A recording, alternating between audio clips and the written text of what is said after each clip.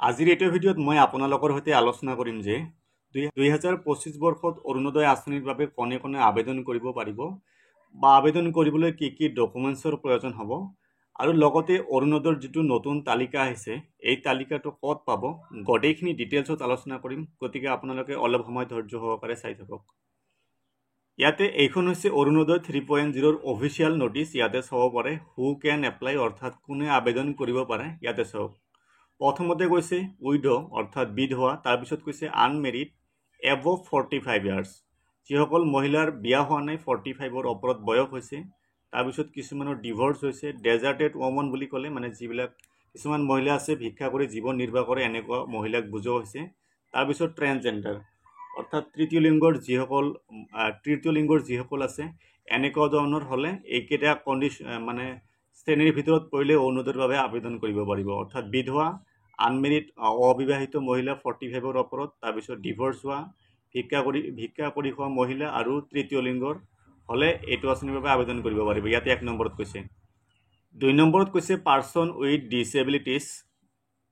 Person with ডিছেবিলিটিছ মানে কি? যিসকল বিকলাংগ আছে অৰ্থাৎ হেণ্ডিকেপ পাৰ্চন, কিছুমানৰ হাত ভঙা, চকুৰে নেদেখা বা অন্ধ, এনেকুৱা যিবিলাক বিকলাংগ মানুহ আছে মতাই হওক বা মাইকী হওক সকলে এইটো আঁচনিৰ বাবে আবেদন কৰিব পাৰিব। এইটো আগৰ নটিছতো আছিল, এইবাৰো ছেম দিছে।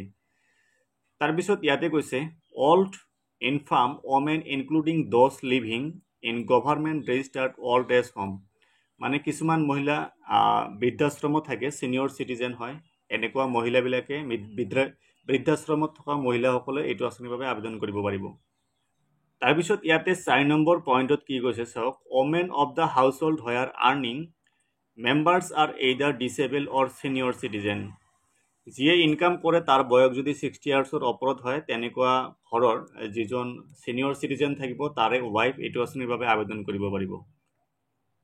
তাৰপিছত ইয়াতে 5 নম্বৰ পইণ্টত কৈছে যিজনে ইনকাম কৰে, মানে ঘৰৰ যিজনে ইনকাম কৰে তাৰ যদি কিবা জটিল বেমাৰ হৈ থাকে তেনে ক্ষেত্ৰত তাৰ মহিলাজনীয়ে এইটো আঁচনিৰ বাবে আবেদন কৰিব পাৰিব। ইয়াতে 5 নম্বৰ পইণ্টত কৈছে।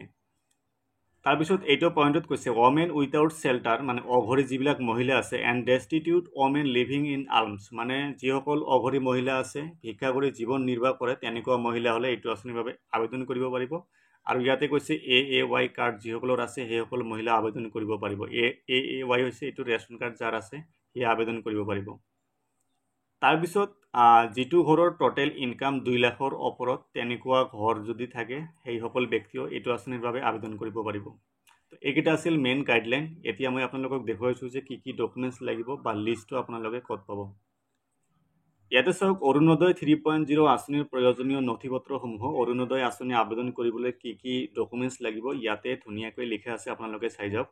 প্ৰথমতে আছে ৰেচন কাৰ্ড, 1 ৰেচন 1 বেনিফিট, অৰ্থাৎ আপুনি এটা ৰেচন কাৰ্ড দি ফেমিলিত যিমানে মেম্বাৰ নাথাকক কিয় এটা ৰেচন কাৰ্ডেৰে আপুনি এটা অৰুণোদয় আঁচনিয়ে কৰিব পাৰিব।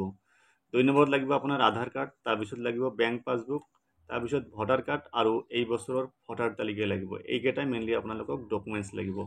আপোনাৰ যিটো বেংক পাছবুক লাগিব, আধাৰ কাৰ্ডৰ লগত যিটো লিংক থাকিব সেইটো আপোনালোকক দিব লাগিব। ইয়াতে চাওক অৰুণোদয় আঁচনিৰ তালিকা ক'ত পাব।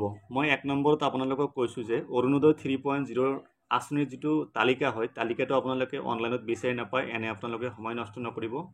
তালিকা পাবলৈ আপোনালোকে আপোনাৰ যিজন জীৱিকা সখী হয় বা গ্ৰাম্য সখী হয়, নাইবা আপোনাৰ গাঁৱৰ যিটো বুথ প্ৰেচিডেণ্ট আছে, মানে ইলেকশ্যনৰ সময়ত যিটো বুথ প্ৰেচিডেণ্ট বনাইছিল, নাইবা আপোনালোকে কাউন্সিলৰৰ লগত যোগাযোগ কৰিব পাৰে তালিকাখন চাবলৈ। আপোনালোকে ল'ব নোৱাৰে, তাতে আপোনালোকৰ নামটো চাই আহিব পাৰিব যে নামটো আছেনে নাই। যদি আপোনাৰ অৰুণোদয় তালিকাত নাম থাকে আপোনালোকে আবেদন কৰিব পাৰিব। আবেদন কৰিবলৈ কি কি ষ্টেপ থাকিব মই আপোনালোকক এতিয়া কৈছোঁ। অৰুণোদয় আঁচনি আবেদন কৰিবলৈ আপোনালোকৰ এই ফৰ্মটোৰ দৰকাৰ হ'ব, এপ্লিকেশ্যন ফৰ্ম অৰুণোদয় 3.0। ইয়াতে এটা ফটো এটাচ কৰিব লাগিব। এই ফৰ্মটো কেনেদৰে ফিল আপ কৰিব লাগে মই অলৰেডি আলোচনা কৰিছোঁ, এইটো ভিডিঅ' চাই আপোনালোকে ফৰ্মটো ফিল আপ কৰিব পাৰিব। মই যিটো ফৰ্ম দেখুৱাইছোঁ ফৰ্মটো ছেম হয়, কিন্তু এইটো ফৰ্ম আপুনি ইউজ কৰিব নোৱাৰে, কাৰণ ইয়াতে প্ৰতিটোতে এটা এটাকৈ চিৰিয়েল নম্বৰ দিয়া থাকে।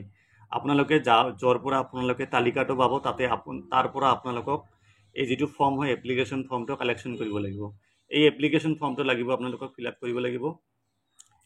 আপোনালোকৰ এই যিটো এপ্লিকেশ্যন ফৰ্ম দেখুৱালোঁ এপ্লিকেশ্যন ফৰ্মটো লাগিব, আৰু ইয়াতে যিখিনি ডকুমেণ্টছৰ তালিকা দিয়া আছে এই ডকুমেণ্টছ কেইটা এটাচ কৰি আপুনি য'ৰ পৰা তালিকা সংগ্ৰহ কৰিব তাতে আপোনালোকক ছাবমিট কৰিব লাগিব ঠিক আছে আপোনালোকে গতিকে গাঁৱত বা আপোনালোকে টাউনত খবৰ লওক কোনে অৰুণোদয়ৰ কাম কৰি আছে তো আপোনালোকে বহুতে কমেণ্ট কৰি জনাইছিল যে অৰুণোদয় আঁচনিৰ তালিকা ক'ত পায় অৰুণোদয় আঁচনিৰ তালিকা আপোনালোকে অনলাইনত বিচাৰি নাপায় গতিকে আপোনালোকে আৰু সময় নষ্ট নকৰিব ভিডিঅ'টো যিমান পাৰে শ্বেয়াৰ কৰি দিব যাতে সকলোৱে ৰিয়েল ইনফৰমেশ্যনখিনি পায় চ' আজিৰ ভিডিঅ'ত এইখিনি আছিল কিবা সুধিবলগীয়া থাকে কমেণ্ট বক্সত কমেণ্ট কৰি জনাব পাৰে ধন্যবাদ